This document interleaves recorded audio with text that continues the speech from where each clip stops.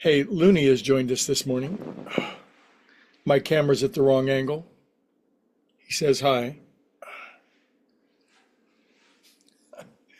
I don't think he appreciates being put on display like that. Anyway, Georgianne, welcome aboard. You're anonymous. Everybody's anonymous on this Zoom call. But anyway, I'd just like to say hello if I see a new name. Welcome aboard.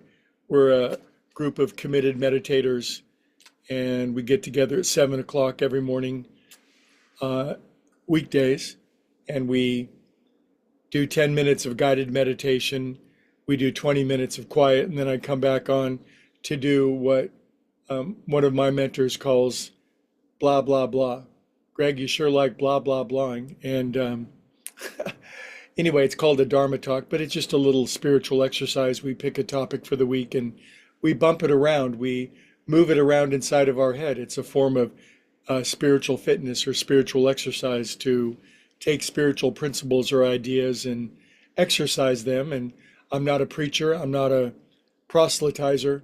I think everybody gets an understanding of their own understanding. But one of the things I do truly believe and experience is that by exercising and by batting around spiritual ideas and seeing how I think about it, it's an important form of spiritual exercise for me in the world of yoga. That's called that's called Yana Yoga, the yoga of intellect. Thanks, Georgianne. I got your message back. Welcome.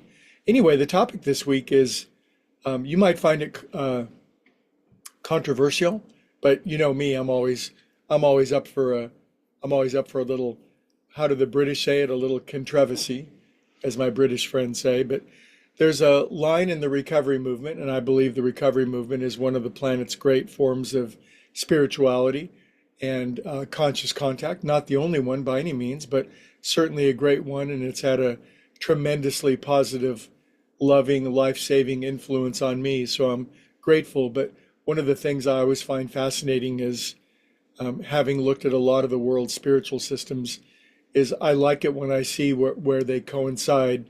I see a line from the Upanishads or the Hindu or yoga scriptures that seems to me to correlate exactly with what the maybe what a church father said or Jesus said or what it says in the Old Testament or in a psalm.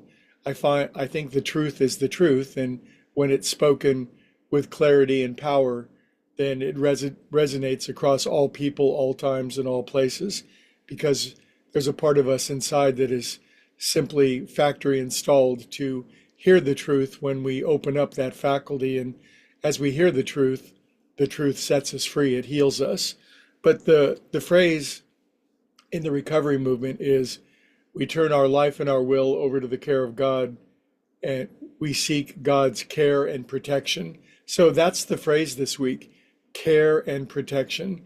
It's a pretty remarkable thing to posit that we are cared for and protected. Is that really true? Is that your experience in your spirituality or in your religion or in your relationship with your higher power? Do you feel as though you personally, yes, you, sitting in that chair, that you're cared for and protected? It's an astonishing thought to think that the universe of a trillion galaxies, and if there is a God, that this God actually cares for me personally, my life, my concerns, my issues. And it's almost too staggering to believe. And there's a tremendous body of intellectual opinion nowadays that would say that such a thought is positively laughable, that such superstition has been sanitized.